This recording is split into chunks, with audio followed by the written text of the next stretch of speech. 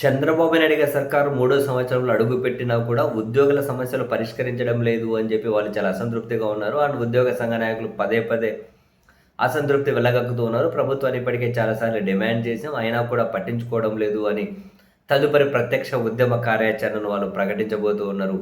ఈ మేరకు పోయిన గత నెల నుంచి ఈరోజు శ్రీకాకుళంలో ఉద్యమ సన్నద్ధత సభ ఏర్పాటు చేస్తాము అని దాన్ని విడతల వారీగా రాష్ట్ర వ్యాప్తంగా కొన్ని సభలు పెట్టేసి నెక్స్ట్ ఇక ప్రత్యక్ష ఉద్యమ కార్యాచరణ ప్రకటించబోతున్నాము అని చెప్పి ఉద్యోగ సంఘాల నేతలు ప్రకటించారు. యాక్చువల్గా ఈరోజు శ్రీకాకుళంలో భారీ ఎత్తున ఉద్యమ సన్నద్ధత సభకు ప్లాన్ చేశారు. సో కరెక్ట్గా దానికి ముందే ప్రభుత్వం చర్చలకు ఆహ్వానించి ప్రభుత్వం తరపున రెవెన్యూ శాఖ మంత్రి అనగాని సత్యప్రసాద్, గృహ నిర్మాణ శాఖ మంత్రి కొలుసు పార్థసారథి వీళ్ళు ప్రభుత్వం తరపున చర్చలు జరిపారు. మేము మీ డిమాండ్లన్నీ ఆర్థిక శాఖ మంత్రి దృష్టికి తీసుకెళ్తాం, ప్రభుత్వంతో చర్చిస్తాం, మిగతా వాళ్ళతోటి 21న అన్ని ఉద్యోగ సంఘాలతో చర్చలు జరుపుతాం. అప్పటి వరకు మీరు పెట్టిన సభలు వాయిదా వేయండి, అప్పటి వరకు మీ ఉద్యమ కార్యాచరణ తాత్కాలికంగా వాయిదా వేయండి అని అడిగితే సరేనని చెప్పి ఉద్యోగ సంఘాల నేతలు ఒప్పుకున్నారు. ఈరోజు శ్రీకాకుళంలో పెట్టాల్సిన సభను ఏదైతే దాన్ని వాయిదా వేశారు. 21వ తేదీ తర్వాత ప్రభుత్వ స్పందనను బట్టి అప్పుడు చూస్తామంటూ ఉన్నారు. ఈరోజు సభ నెల రోజుల నుంచి ప్లాన్ చేశారు. కరెక్ట్గా సభకు ముందు ప్రభుత్వం చర్చలని పిలిచింది. మీ డిమాండ్లు ఇవ్వండి, ఆర్థిక మంత్రులు చర్చిస్తాము అన్నారు. ఇప్పుడేం ఫస్ట్ టైం కాదు, జనరల్గా ఇంతకుముందు ప్రభుత్వంతో చర్చలకు వెళ్ళారు. వీళ్ళ డిమాండ్లు పెట్టారు, ప్రధానంగా 22 డిమాండ్లు అని. తక్షణం ఐఆర్ ప్రకటించాలి, డిఏలు ఇవ్వాలి, పిఆర్సీ కమిషన్ నియమించాలి, హెల్త్ కార్డుల మీద వీటంటే చాలా ప్రధానమైన డిమాండ్లు. ఇవే కాదు, అవుట్సోర్సింగ్ ఉద్యోగుల వేతనాలు పెంచాలి అని, మహిళా ఉద్యోగులకు కేంద్ర ప్రభుత్వ ఉద్యోగుల మధ్య 2 ఏళ్ల చైల్డ్ కేర్ లీవ్ ఇవ్వాలి అని, ఆర్టీసీలు విద్యుత్ బస్సులను ప్రభుత్వమే నిర్వహించాలని చాలా ప్రధాన డిమాండ్లు 22 డిమాండ్లు ఇచ్చారు. ఇంత ముందుగానే ప్రభుత్వంతో ఇచ్చారు. మరి అప్పుడు సంప్రదించలేదా ప్రభుత్వం?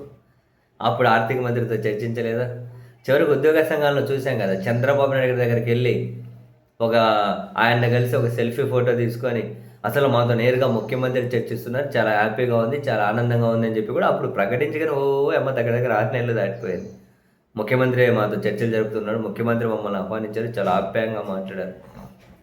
ఈ విధంగా అది జరిగిపోయి మరి ఇప్పుడు తీరా ఉద్యమ సన్నద్ధ సభ పెట్టేసరికి ప్రభుత్వం చూడండి, మళ్ళీ ఏదున్నా కూడా ఏమంటారు, చాలా తెలివితేటలు ఉండాలండి.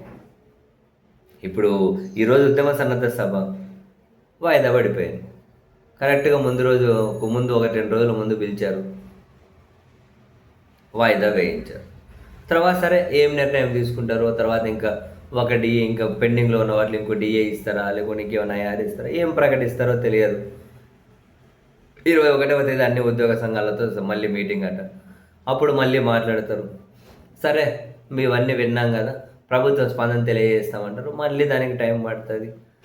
మొత్తం మీద అయితే ఇది ఇలా లాగుతూ వచ్చి ఎన్నికలకు సమీపించేటప్పుడు ఉద్యోగులకి ఏవైనా కనుక ఏదైతే ఉంటుంది, మొత్తం బీడుబారిపోయిన భూముల్లో కాసింత వర్షం పడింది అనుకోండి, అదే 10,000 అన్నట్టు సంతోషపడతాం కదా. బహుశా ఇక్కడ కూడా అదే ప్రిన్సిపల్ ఎగ్జిక్యూట్ అవుతుందేమో అని చెప్పి నాకైతే బలంగా అనిపిస్తుంది ఉద్యోగుల విషయంలో కూడా. ఏమంటారు, జగన్మోహన్ రెడ్డి గారు లాంటి సీరియస్గానే అప్పుడే చెప్పాను నేను, ఒక అమాయకు ఇలాంటి అమాయకులు అనకూడదు కానీ సరే ఏదో పదం పెట్టుకోండి, ఇలాంటి వాళ్ళైతే అధికారంలోకి వచ్చిన 2 నెలలు తిరగకముందే ఐఆర్ ఇచ్చేశారు. 28% ఏమో 2 నెలలు తిరగకముందే. ఆ తర్వాత ఎన్నిసార్లు అని ఇస్తారు, అది కొంచెం మాసిపోయింది. ఇంకా మొదలెట్టారు, అది కావాలి ఇది కావాలి ఇవ్వండి అని చెప్పి రోడ్ల మీద కొంచెం ఉద్యమాలు, ఎంత ప్రభుత్వం మీద వ్యతిరేకత. ఇప్పుడు చంద్రబాబు నాయుడు గారు చూడండి, ఇప్పటి వరకు వాళ్ళకి ఒక్కటి ఏమని ఇచ్చారేమో, ఇప్పటి వరకు ఏమి ఇచ్చారు. తర్వాత తీరా అది వీళ్ళు అడిగి ముదిరి ఉద్యమాన్ని అది ఇదని పోయేసరికి చాలా టైం అయిపోతుంది.